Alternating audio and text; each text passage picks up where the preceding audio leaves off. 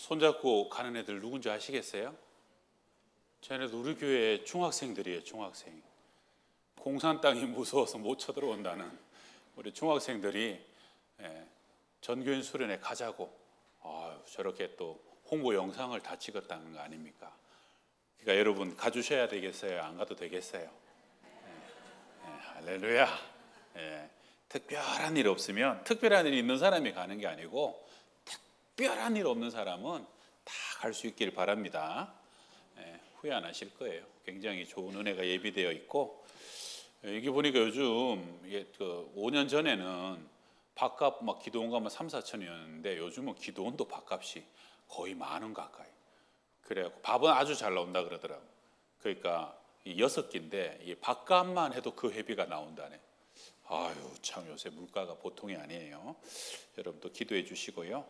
감사하게 그 영유아 유치부가 이번 주 토요일 주일 성경학교를 한 번 더 따로, 정교인 수련회 가도 타가방이 운영되는데 우리 목회자 선생님들이 워낙 열심히라 새로 전도한 사람이 많아서 이번에 또 따로 좀 했으면 좋겠다 그래서 그렇게 하게 됐습니다. 여러분 기도해 주시고, 유치부는 뭐 제적이 25인가 6인데 등록한 애가 27, 8이 그래가지고 제적보다 등록을 더 많이 했다고. 참 감사한 일입니다. 기도해 주시고, 또 이번에 또 찬조해 주시면 뭐 거부하지 않는다고 또 그러더라고요. 다음 주는 맥주감사주일과 성찬식이 있는 주일이고요. 그 다음에 오늘 미라줄 주일. 오늘 모아진 헌금은 지난 주임이 또 많은 분들이 하셨어요. 1,000원씩만 내시면 됩니다. 정말 1,000원. 그래서 우리 교인들이 그걸 모아가지고 선교회별로 이렇게 다 n분의 1씩 나눠드릴 거예요.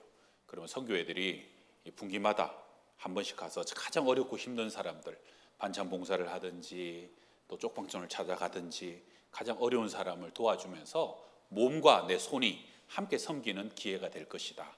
아마 큰 은혜의 시간이 되고, 원래 선교회가 선교하고 찾아가려고 있는 거예요. 그 취지를 이제 원래만 하지 말고 한번 제대로 살려보고 섬김에 또 사귐을 한번 나눠보자 하는 취지라 여러분들도 많이 참여해 주셔서 감사합니다. 우리 교회 권사님들이 꼭 하고 싶어하는 그 부장이 있는데요, 영빈 부장이라고. 우리 상반기에 이한영 최명수 권사님이 오늘까지 하시고요, 이제 다음 달부터 반년 동안 이상은 정현주 권사님이 하시게 되셨습니다. 1부 때 인사드렸는데 2부 때는 식당 계시죠? 그래요. 우리 수고하셨고 또 수고하시라고 박수 한번 합시다.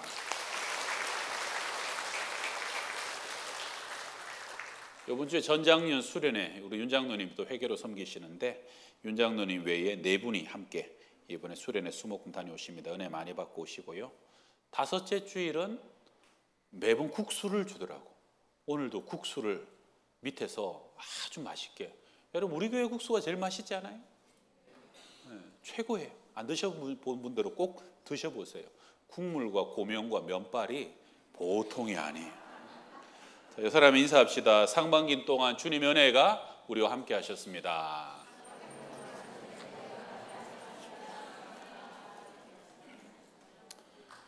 오늘 이제 장터의 아이들 예수님의 비유인데, 오늘 말씀은 세례 안에 옥에 갇혀가지고 예수님께 제자들을 보내죠. 그리고 다시 요한의 제자들을 돌려보내고 난 뒤에 예수님이 요한에 잇대어 가지고 한 가지 비유를 말씀하시죠. 마태복음 11장 6절에 이 세대를 무엇으로 비유할까?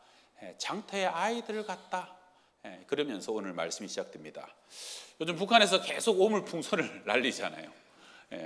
그러니까 이번에 전방의 동태를 파악한다고 참모 총장이 전방에 떴는데, 하필 월요일 날 자대간 제 아들이 간 부대에 참모 총장이 찾아온 거예요. 어제. 참모 총장은 별이 4개입니다. 육군에서 제일 높은 사람이에요. 참모 총장이 그 중대밖에 안 되는 데를 찾아오니까 사단장도 오고 또 뭐 여단장도 오고, 그래서 별이 8개가 어제 그 부대에 떴다는 거예요. 부대에 어떤 일이 생겼을까요? 난리가 났습니다. 며칠 전에 통보가 왔는데 풀 다 뽑고 잔디 다 깎고 부대 정비하고, 하여튼 그냥 취사명을 나오라 그래갖고 하사관들이랑 행보관이 들어가서 직접 주방에서 막 요리를 하고, 그래가지고 그릴에 고기를 굽고, 그래서 어제 메뉴가 포천 이동갈비를 다 같이 먹었다는 거예요.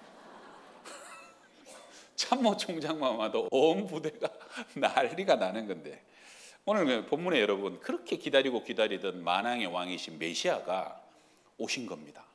아담 이후에 4,000년 만에 예언된 구세주가 오신 것이고, 이사야 예언 뒤에 700년 뒤에 어린 양으로 우리 주님 오신 것이고, 말라기 예언 이후에 400년 만에 구원자로 임하신 것이죠.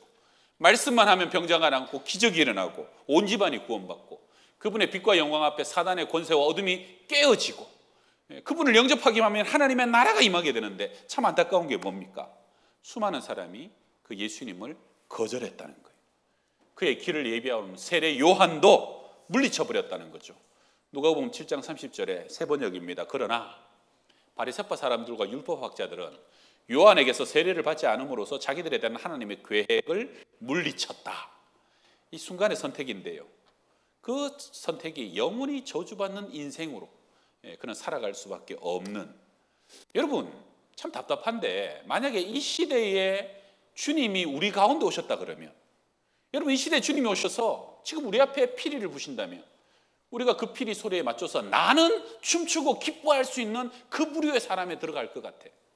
주님이 이 시대에 오셔서 정말로 가슴 아파하고 애통해 하신다면, 나도 함께 눈물을 흘리고 통곡하는, 나는 분명히 그런 사람이 될 거야. 그렇게 확신하십니까? 근데 이 시대에 주님이 오셔도 그 주님의 기쁨과 슬픔에 동참하지 못하는 사람이 더 많지는 않을까? 나는 정말 어떤 부류에게 속할까? 오늘 점검하는 그런 말씀입니다. 자, 첫 번째 한번 따라합시다. 공감을 잃어버린 세대. 코로나 전에 한 5년쯤 전인 것 같은데, 제가 부목사님들 다 같이 지방에 이사 가신 분 신방을 좀 와달라 그래가지고 목사들끼리만 신방을 갔던 적이 있었어요. 한 2-3시간 거리라 새벽 예배 마치고 일찍 서울을 빠져나가자고. 그래서 일찍 빠져나갔더니 한 10시인가 10시 만에 오라 그랬는데, 도착해보니까 1시간 이상이 남는 거예요. 너무 일찍 온 거죠. 근데 신방은 일찍 도착했다고 막 일찍 들어가면 안 되거든요. 그것도 막 준비하고 막 정신없는데 1시간에 일찍 오면 당황하잖아요. 그래가지고 뭐 할까 하다가 마치 그 동네 보니까 온천이 있어요. 온천 조그만. 그래서 목사님 우리 온천이나 가서 잠깐 한번 좀 쉬다 가자고. 그래서 4명이 온천을 들어갔죠. 온천을 들어갔는데, 야, 그 시골 동네 자그마한 온천이에요. 오래된 온천이에요. 근데 거기 들어가고 한 40-50분 온천하는 동안 우리 목사들이 전부 다 은혜를 받았어요. 야, 어쩜 이렇게 이 자그마한 목욕탕을 잘 운영을 하고 깨끗하게 할까? 이런 거예요. 주인이 그 온천이니까 물이 퐁퐁퐁 나잖아요. 그 물이 넘치면 뜨겁잖아. 그러니까 사람이 놀랄까 봐 그 탕에다가 그 위에 적당한 데다가 구멍을 하나씩 이렇게 뚫어 놓은 거예요. 그래갖고 온천물이 넘쳐도 그 구멍으로만 쫄쫄쫄쫄쫄 흐르게 만들어 놓은 거예요. 그 다음에 그 아이들이 보통 그 냉탕에 시골 애들이 들어가서 막 다이빙 하잖아요. 그럼 다른 데 같으면은 다이빙 금지, 야 이놈아 하지 마 뭐 이러는데, 거긴 애들 마음껏 하라고 투명 아크릴로 그 냉탕을 다 가려놔 준 거예요. 애들이 암만 그냥 물장구를 쳐도 막 밖에 물이 튀지 않도록. 하나하나 보니까 그런 섬세한 손길이 한두 개가 아니에요. 야, 여기 주인은 누군지 모르겠는데, 야, 밥이나 먹자고 이게 목욕탕을 운영하는 게 아니라 진짜 이 목욕탕에 사랑과 애정을 가지고, 그 동네 애들 하나 와가지고도 수영장도 없는 동네에 여기 와서 마음껏 놀고 가라고. 참 아이들을 사랑하고 이 고객들을 사랑하는 사람이 틀림없다. 이게 보이는 거예요. 그래가지고 우리가 거기서 목욕하면서 몇 번을 감탄한지 몰라요. 목욕하고 그러면서, 야, 교회도 이렇게 교회를 꾸미고 교회도 이렇게 교회를 섬겨야 되겠다, 그런 마음이 들도록. 여러분 시골 가면 다 같은 논이고 밭인데도 어떤 사람 논에 가면 논이 달라요. 아니 논두렁도 다 이렇게 잘 이렇게 한방쌍하게 풀이 정돈돼 있고, 물이 들어오고 나가는 것도 시원하게 뚫려 있고요. 뭘 하나 심어도 곡식이 튼실하고 열매 하나가 나도 아주 깨끗하고 정갈하게 농사를 짓는 사람이 있어요. 그 동네 사람은 미나리 한 단 사 먹을 때도 그 집 가서 사 먹는 거예요. 그 동네 사람은 배추 한 단을 사도 그 집 가서 사 먹는 거예요. 믿을 만한 것이죠. 우리 많은 찬양대가 있지만 오늘 보니까 우리 가브리엘 그냥 꽉 차셨어요. 우리 챔버까지 한 60명 되는 것 같아요. 우리 정보람 이사님이 이 가브리엘을 참 잘 이끌어 갔어요. 부부가. 그쵸? 제가 보니까 애정을 가지고 어제도 막 이렇게 레슨하고 그냥 발성을 시켜서 작은 음악회를 하는데, 와, 그 뭐 이렇게 발표하는 사람이나 밑에서 듣는 사람이나 비슷한 숫자인데 우리만 듣기 아깝더라고. 근데 그렇게 아름답게 찬양하라고 갖고 가지고 소리를 믹스하고, 그러니까 막 갈수록 막 이제 자리가 없었어 그냥. 너 이렇게 찬양이 더 은혜롭고 얼마나 감사합니까? 담임 목사 제가 8년 하다 보니까 하나님께서도 이런 교회가 됐으면 좋겠다 감동을 주시는데, 교회가 크고 규모가 있는 것도 좋겠지만 어떠한 규모든 참 아름답고 정갈하고, 그죠? 누가 와도 행복하고 우리 아이들까지 즐거워할 수 있는 그러한 교회가 되면 참 좋겠다. 가게를 하나 운영을 해도 그렇게 가게를 운영하고, 우리 가정 누가 와서 봐도 참 이 가정은 너무 복된 가정이다, 부러운 가정이다. 여러분, 무엇이 그런 차이를 만들게 하는 줄 아십니까? 그게요, 공감의 능력입니다. 주인인데도 손님의 입장을 생각하는 거예요. 생산자인데도 늘 소비자의 바람을 저버리지 않는 것이죠. 역지사지라고. 항상 내가 입장을 바꿔놓고 생각해서, 애들이 여기 놀러 왔을 때 애들이 요것만 막아주면 얼마나 재밌고 즐겁게 놀까? 그 사람의 생각과 감성까지 읽어주는 그런 공감력이 있는 사람이 그렇게 사업장을 운영하고 그렇게 사람의 필요를 섬길 수 있는 능력이 있다는 것이죠. 오늘 이렇게 본문에 보게 되면 이게 일종의 놀이인데, 어린아이들의 놀이들을 보면 그 시대상이 좀 담겨 있죠. 예수님 시대에 참 사람들이 많이 죽어나갔던가 봐요. 그러니까 아이들이 장례놀이를 하면서 노는 거예요. 예수님 시대에 먹을 것이 없으니까 결혼하고 혼인잔치에 가면 떡 하나라도 얻어먹으니까 아이들이 그 결혼을 기다리면서 그 혼인잔치 놀이를 하는 거예요. 뭐 이런 거죠. 두 패로 나눠가지고 한쪽의 아이들이, 야, 우리가 피리 분다고 피리를 막 불면 나머지 아이들이 거기 막 춤을 추며 흥겹게 반응을 하는 거예요. 한쪽의 아이들이 곡하고 슬프게 하면 그 나머지 아이들이 가슴을 치고 마치 자기가 장래가 난 것처럼 그렇게 슬퍼하면 눈물하고 통곡을 하는 그러한 놀이를 주거니 받거니, 놀이라는 것은 리듬이고 장단이 맞아야 되잖아요. 근데 어떤 일이 생깁니까? 우리는 실컷 춤을 췄더니, 자, 이제 우리가 분다 그랬더니 가만히 있는 거예요. 아유, 우리는 그냥 전심으로 애통하고 곡하고 슬퍼해 줬더니 쟤네들은 꼼짝을 안 하는 거예요. 뭐 저런 것들이 다 있냐? 뭐 지금 이런 상황인 거죠. 꼭 우리 옛날에 여러분 숨바꼭질 할 때 술래가 꼭꼭 숨어라, 머리카락 보인다 그러면 막 애들이 막 달려가가지고 숨잖아요. 그리고 꼼짝을 안 하고 막 들키고 숨도 안 대고 가만히 있는데 10분이 지나도 안 찾아오고 20분이 지나도 안 찾아오네. 그러고 나중에 나와봤더니 술래 놈이 말도 안 하고 집에 가버린 거예요. 뭐 저런 놈이 다 있냐. 그러면 나중에 걔랑 안 노는 거예요. 걔는 갈수록 소외되는 것이죠. 예수님이 지금 이 세대를 무엇에 비유할꼬? 나 재밌는 것만, 나 좋은 것만 하려고, 내가 좀 귀찮고 내가 싫은 거는 손도 대기 싫은 그러한 세대가 바로 갈수록 이 시대의 시대상이 아니냐. 여러분, 사람이 함께 어울려 산다는 게 뭡니까? 꼭 내 기쁨이 아니더라도 그 사람의 피리를 부니까 같이 즐거워하고 춤을 추고 같이 박수를 쳐주는 거예요. 여러분, 꼭 내 슬픔이 아니어도 함께 아파하고 함께 위로해주고 그 슬픔에 함께 그 시간만큼은 동참해 주는 건 아닙니까? 여러분, 늘 기도하면은 교회 때문에 눈물이 나고 이 시대 때문에 가슴이 아프고, 그러다가 우리 성도 중에 누가 퇴원이라도 했다 하더라, 이제는 항암 안 해도 된다더라, 얼마나 다행이냐. 함께 기뻐해 주고, 오랫동안 기도하던 그 집의 아이가 10여 년 만에 다시 교회를 나왔다네.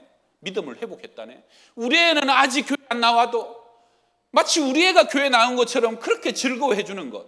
여러분, 이게 공감이고 이게 한 가족이고 이거 영적 식구 아닙니까? 근데 같이 교회를 다녀도요, 꼭 내 배만 불러야 부른 거고 내 손에 쥐어져야만 좋은 거고 내 입에 들어가야만 만족하는 거. 여러분, 아무리 좋은 거라도 그거 먹어봐야 얼마나 먹습니까? 고기를 뭐 한 근을 더 먹겠어요? 세 근을 먹겠어요? 나눠주고 베풀어주면 100명이 기뻐하고 1000명이 기뻐할 수 있는 게 나눔의 기쁨이고, 여러분, 섬김의 기쁨인데 그게 공감의 기쁨이고 감사 아닙니까? 내 것만 하는 이 시대, 갈수록 시대가 사실은 자기 혼자 즐거워하려 하지만 그 즐거움은 이만큼의 즐거움이고 절대로 커질 수 없는 갇혀진 즐거움일 뿐이라는 것이죠. 공감이란 말이 남의 말이나 감정과 생각 등에 대해서 나도 그렇다라고 동의하고 느껴주는 것이죠. 현대시대는 여러분 단절의 시대입니다. 세대가 단절되고 지역이 단절되고 갈수록 막 혼자 밥 먹고 술도 혼자 먹고 막 혼자 계산도 4명 같이 하면 다 따로 계산하고 막 뭐 같이 밥을 먹어도 이게 막 돈도 따로 막 같이 살아도 돈도 따로 모든 것이 단절되다 보니까 문제는 뭡니까? 갈수록 격리된다는 것이죠. 고립된다는 거죠. 여러분 가족은 없어도 요즘 막 사실은 가족은 없어도 핸드폰 없는 게 더 불편해. 제일 많이 쳐다보는 것도 핸드폰이고 제일 아끼는 것도 핸드폰이고 그러니까 자기 속에 더 고립되고 더 고립된다는 것이죠. 그럼에도 문제는 뭐예요? 같이 일해야 되니까요. 같이 살아야 되니까. 공감력이 떨어지는 사람들 때문에 불편한 게 한두 개가 아니라는 거예요. 그래서 요즘은 갈수록 막 어른들 중에도 자폐증, 아스퍼거 증후군, 성인 ADHD 이런 것이 갈수록 많아진다는 거예요. 어릴 적에는 여러분 그렇잖아요. 막 5 식구, 7 식구, 10 식구 얼려 살면서 내 공간이 없어요. 내 밥이 어디 있어요? 내 방이 어디 있어요? 그러니까 얼려 살다 보니까 저절로 공감하고 함께 더불어 사는 훈련이 되어져 가는데 지금은 기껏해 하나 아니면 많으면 둘이니까 점점 더 공감을 잃어가는 세대. 직장에서요, 여러분 제일 일하기 어려운 사람이 공감 능력이 하나도 없는 사람이랍니다. 그리고 여러분 이 공감은 더 이상 선택이 아니라 필수 요건이고 좋은 동료가 누구냐, 좋은 상사, 좋은 후배가 누구냐, 공감의 능력을 갖춘 사람이라는 거예요. 공감이 없는 사람과 함께 일하는 것이 얼마나 지옥 같은 것이고 공감하지 못하는 사람과 사는 것이 얼마나 괴로운 일이냐는 거죠. 영적으로도 우리가 공감은 하나님이 하나님 사랑하고 이웃을 사랑하라. 그러면 그 사랑의 계명을 실천하기 위해 제일 초석이 되는 것도 뭡니까? 공감의 능력을 가진 사람이야. 그 사람의 아프고 상함과 연약함이 보여진다는 것이죠. 요즘 중고등학교 선생님들이요, 아이들 놓고 제일 걱정하는 거에 애들이 유리관 속에 갇힌 아이들 같다는 거예요. 한 반에 20명이 30명 있는데 다 자기 사각 유리가 딱 갇혀가지고 앞에 애가 뭘 필요한지 뒤에 애가 어떻게 사는지 관심이 없어요. 내가 뭘 필요해야 말이라도 한마디 하지 그 다음에는 난 상관없다. 네 일이잖아. I don't care. 긍휼도 관심도 사랑은 더더욱 없으니까 감정의 회색 시대, 무감각 시대가 도래하다 보니까 선생님들이 얼마나 그 아이들의 미래를 걱정하는 줄 모릅니다. 작년에 우리 김창욱 교수님 오셨을 때 그때 우리 본당에 의자를 700개를 한번 놨는데 설마 다 앉을까? 꽉 차고 못 들어왔잖아요. 저도 그때 놀랬죠. 아니 도대체 무슨 얘기를 하시는데 이렇게 많은 사람이 몰려와가지고 그 하시는 말을 그렇게 즐거워하는가? 가만히 들어보니까 전부 다 공감에 관한 얘기예요. 세상이 공감에 얼마나 목이 마른지 자녀들을 공감해주고 자녀들을 좀 이해해주라는 얘기였잖아요. 여러분 아내의 마음을 공감해주고 아내의 마음을 좀 표현해주고 아내들아 남편을 공감해주고 남편을 좀 존중해주라는 거 아니에요. 그래서 거기 어떤 얘기가 있었어요. 모국어가 좋은 남자와 결혼시켜라 이런 얘기. 그 말이 뭡니까? 그 말이 어릴 적이에요. 공감의 환경과 가정 안에서 공감의 언어를 배워서 잘 자란 남편을 만나고 아내를 만나서 결혼을 시켜야 내 자녀가 행복한 결혼 생활을 해갈 수 있다는 그 얘기인 것이죠. 오늘 이 공감을 심리 상담학적으로 제가 조금만 설명해 드리려고 하는데 여러분 이 심리학은 1900년이 심리학의 원년인데 프로이드가 꿈의 해석이라는 책을 딱 내놓죠. 그래서 사람은 무의식에 의해서 결정된다. 빙산의 그 밑에 보이지 않는 90%.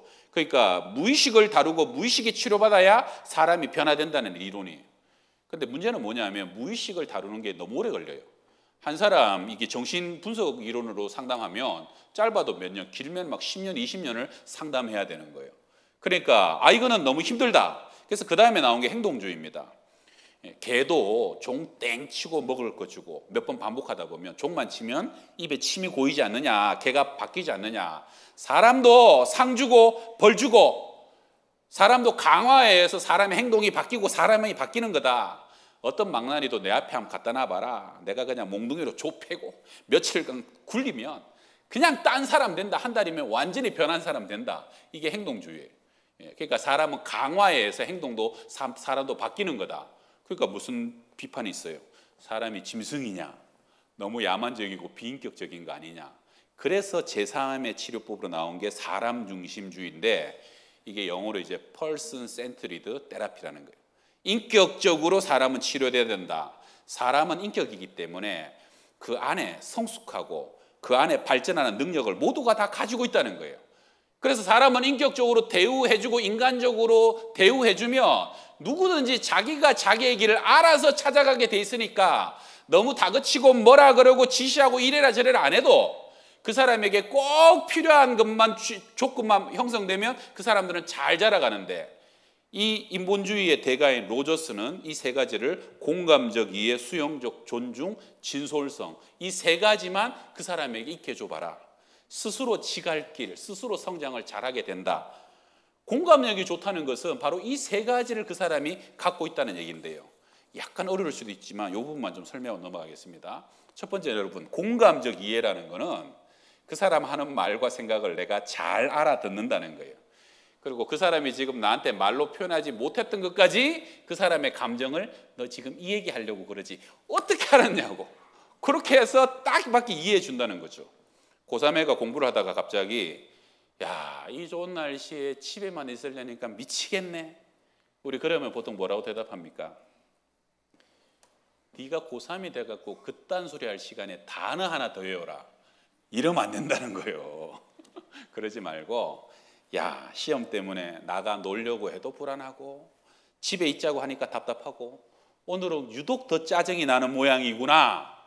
아니 어떻게 내 마음을 그렇게 콕 집어서 말해요? 가만히 생각해보니까 자기 마음이에요. 그래, 나가 놀아도 불안해. 그렇잖아. 그러니까 좀 답답해도 계속 공부해야 되겠다. 자기가 결정해서 편안하게 그 길을 가게 된다는 거예요. 그 다음에 두 번째, 무조건적인 존중은 상대가 어떤 감정을 표현해도 그것을 존중해주고 수용해주라는 거예요. 여러분, 사실은 심리학적으로 감정은 죄가 없습니다. 감정은 그 사람의 내면의 온도계라서 무슨 말을 해도 그 말을 존중해주고 받아줘야, 그래야 이상한 감정, 고통스러운 감정도 아이들이 표현하게 되므로 부모가 그 아이를 케어하고 도와줄 수 있다는 거예요. 예를 들어서 애가 죽고 싶다. 너 뭐라 그랬어? 다시 말해봐. 자살하면 지옥 가. 한번 죽어볼래 진짜? 네. 이러지 말고 야, 평소에는 너 그런 말 안 하더니 진짜 죽고 싶은 만큼 힘든 일이 있는가 보구나. 나도 너만 할 때 그런 마음 들곤 했었는데 엄마도 그랬어요? 그러면서 자기 마음을 표현하게 된다는 거예요. 그 감정 자체를 누르지 말고 감정을 그대로 수용해주고 존중해주라는 거예요. 마지막 세 번째는 진실성이라. 공감해주고 존중해주되 척하지 말고 진실되게 가식 없이 대하라는 거예요. 이거 좋은 적용 중에 하나가 뭐냐면 상대가 어떤 잘못된 행동을 했을 때 탓하기보다는 내가 느끼는 마음을 진실되게 전해줄 때 그 속에서 공감과 소통이 일어난다는 얘기인데, 예를 들어서 애가 늦었어요. 막 한 10시, 11시에 올 줄 알았던 애가 막 12시에 오고 1시에 왔네. 그거 보통 뭐라 그래요? 왜 이렇게 늦었냐? 너는 손이 없냐 발이 없냐? 전화 한 통하면 되잖아 이러잖아요. 그런데 사실 그렇게 하지 말고 얘야, 네가 이렇게 소식도 없으니 너무 늦으니까 엄마는 혹시 너에게 무슨 일이 일어났는지 걱정이 돼서 내가 한숨도 잘 수가 없었단다. 사실은 그게 본 마음 아닙니까? 그걸 진실에게 전해주라는 거예요. 오늘 학교에서 친구랑 싸웠어요. 잘한다. 밥 먹고 할 짓이 없어가지고 깡패 될래? 그래. 이게 엄마의 본 마음이 아니에요. 엄마의 본 마음은 뭐예요? 네가 자꾸 친구들이랑 그렇게 싸우니까 친구들이 너랑 멀어질까 봐. 네가 이미지가 그래갖고 학교에서 학교 가는 게 재미가 없고 네가 고립될까 봐. 엄마는 그게 걱정된다. 이렇게 엄마의 감정을 표현해 주는 거죠. 그럼 아이가 야, 나 쌈질하고 왔는데도 엄마가 내 걱정 못 해주네? 엄마 때문에라도 조금 참아야 되겠네? 이러면서 자기 길을 찾아간다는 거예요.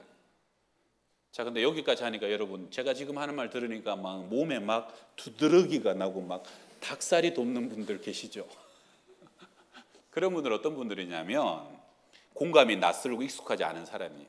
사실은 별로 공감 받아본 적도 없고 내가 공감하며 살아가는 것도 낯선 사람들인 것이죠. 어떤 분들은 눈치채셨겠지만 이렇게 공감을 잘하면 제일 중요한 첫 번째가 뭐냐면 내가 내 감정을 먼저 알아야 되고 내 감정을 표현할 수 있는 능력이 있어야 자녀들, 다른 사람의 감정도 표현해주고 이해해주고 그들을 말로 감정으로 섬겨줄 수 있다는 거죠. 그래서 여러분 우리가 지금 제가 반추 훈련을 제가 이렇게 성경 공부에서 시키는데 기도도 하고 끝내지 말고 기도하고 끝내고 5분이라도 기도했을 때 감정을 좀 적어보는 거예요. 기도했을 때 주셨던 마음들을 좀 적어보는 거예요. 일기 적듯이 내 감정과 내 생각과 내 내면의 변화를 내가 스스로 잘 적으면서 아, 내가 그때 그래서 그랬구나. 기도하는 중에 그 마음이 하나님의 음성이고 하나님의 뜻이었구나. 이것을 하나하나 정리하는 사람은 상대방의 감정이 보이고 그 사람의 필요와 아픔이 보이게 된다는 거죠. 자, 심리학적 강의는 여기까지 하고요.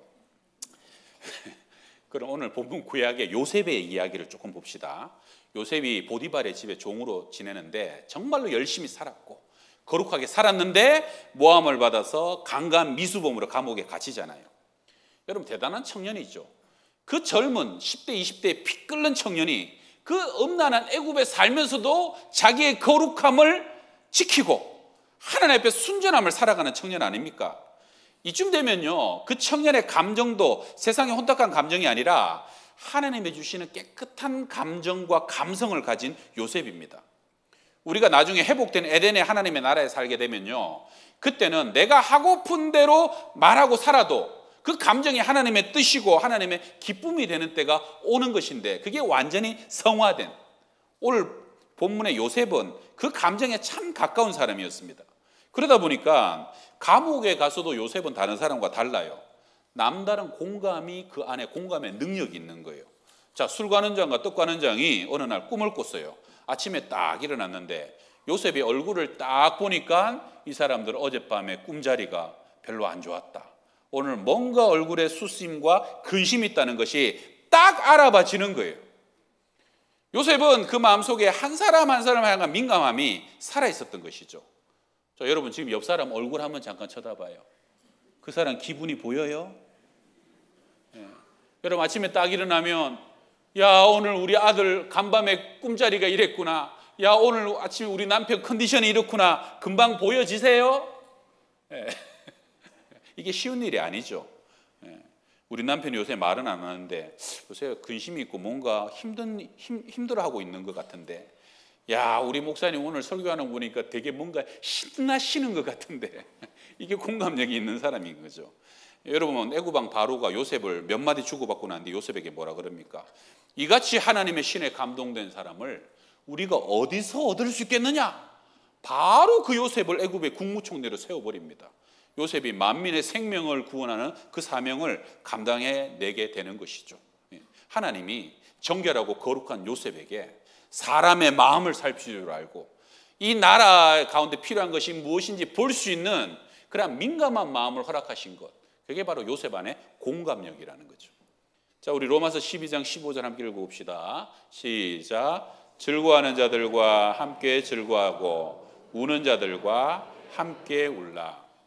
성도 여러분, 먼저는 여러분의 사랑하는 가족들에게 공감하실 수 있는 식구들이 되시기를 바랍니다. 그리고 내 구역, 그리고 내 교회 식구, 내 자녀들 뿐만 아니라 우리 교회학교 자녀들 공감하면서 정말로 그들과 함께 아파하고 함께 기뻐하고, 특별히 또 하나 부탁드리는 것은 칼빈은 말하기를 하나님은 아버지시라면 교회는 어머니라 그랬어요. 여러분 오랫동안 몇 년, 수십 년 교회 다녀도 교회가 행사를 하든 말든 교회가 무엇을 놓고 기도를 해도 사실은 공감력이 없는 사람이 있어요. 여러분 교회를 정말로 나의 어머니로 모시는 사람은요, 교회가 기도할 때 함께 기도하고 교회가 무엇인가 집중할 때 함께 집중해주고 이렇게 오래간만에 수련회하면 함께 참여해주면, 그러면 그 속에서 하나님의 일에 동참하고 하나님의 마음에 공감하는 역사가 나타나게 된다는 겁니다. 더 나아가서는 우리 양평동 교회가 이 시대를 공감하고 이 시대를 아파하고 이 시대를 치유하는 그러한 교회가 될 수 있기를 주의 이름으로 축원합니다. 자, 우리 두 번째 따라 합시다. 이중잣대를 가진 세대. 이민 목회 미국에서 하시는 분들이 참 목회가 힘들다 그래요. 그래갖고 차라리 선교가 낫지 이 이민 목회. 아니 같은 한국 사람 목회하는데 뭐가 그렇게 힘듭니까? 미국에 오면 이상하게 이중잣대를 가진대요. 어떨 때는 한국식, 어떨 때는 미국식. 예를 들어 가지고 성도들이 와가지고 미국 목사들은 진짜 멋있다고. 미국 목사님들은 막 권위주의도 없이 그냥 설교도 그냥 티 하나 입고 아주 그냥 사람이 소탈하게 설교하고 이름 부르고 막 아주 친밀하게 프렌들리하게 그러면서 얼마나 사람들이 겸손하고 가식 없냐 막 이런다는 거예요. 그래갖고 미국 목사님 자랑을 막 한다는 거예요. 그래 한국 목사님들이 그러면 우리도 좀 그렇게 해볼까? 그래갖고 그냥 다보스 제끼기는 그렇고 노타이로 그냥 좀 가볍게 설교를 어느 날 한번 딱 하면 대반하는 얘기가 대한민국 사람이 강단에 그렇게 서면 되냐고. 우리가 미국 사람이냐고. 그런다는 거예요. 예수님이 바리새인과 율법교사들을 향해서 하시는 또 하나의 정죄가 뭡니까? 이중잣대를 갖고 있다는 거예요. 자, 18절 19절 봐요.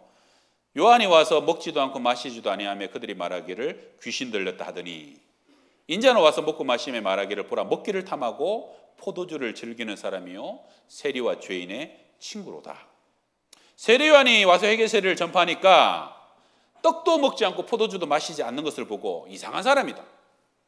제정신 아니고 귀신 들린 거 아니냐 그러더니 예수님이 오셔갖고 식사하고 교제하고 기뻐하고 천국 복음을 전파하시고 잔치하니까 야 저거 먹는 거 마시는 것만 밝히는 거 술고래 아니냐, 세리 죄인들과 똑같은 부류의 죄인 아니냐 그렇게 몰아가더라는 거예요.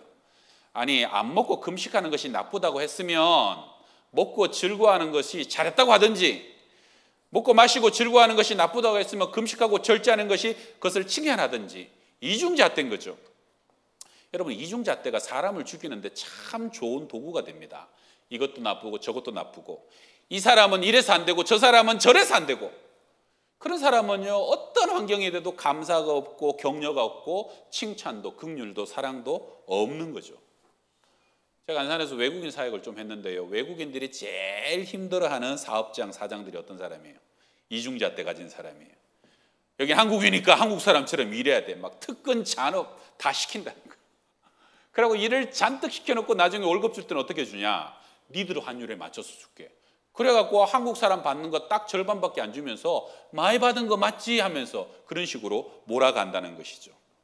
여러분 이중잣대는 자기 중심성이란 죄가 가장 그럴듯한 가면을 쓰고 나타난 죄악입니다. 내면이 불안하고 내면이 미숙한 사람일수록 이중잣대의 기준을 가지고 있죠. 그래서 집 안과 집 밖이 다르고 교회에 사는 것과 교회 밖에서 사는 게 다르고 내가 좋아하는 사람과 좋아하지 않는 사람을 대하는 것이 달라요. 특별히 제일 못된 게 뭐냐면 상대가 힘 있는 사람이냐 힘 없는 사람이냐, 상대가 백도 없고 아무것도 없으면 함부로 대하는 그런 사람들. 여러분 그런 사람들은요 기본적으로 그렇게 사람 차별하고 나한테 유리하게만 하는 사람은 복음의 기본 정신을 모르는 사람이에요.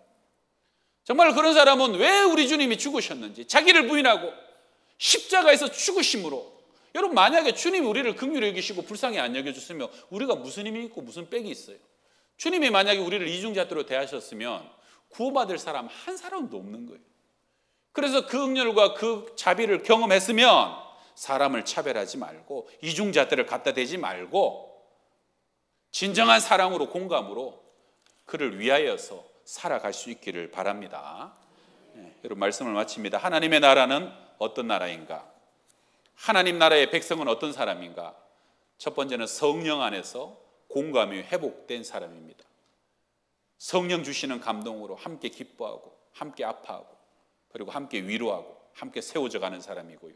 이중잣대 아니라 내 중심성과 내 이기심으로 상대를 대하지 말고 상대가 약할수록 병들수록 연약할수록 그를 더 귀히 여겨주고 더 십자가 정신으로 사랑해주는 그런 하나님 나라의 백성의 삶을 살아갈 수 있기를 주의 이름으로 부탁합니다. 기도하겠습니다.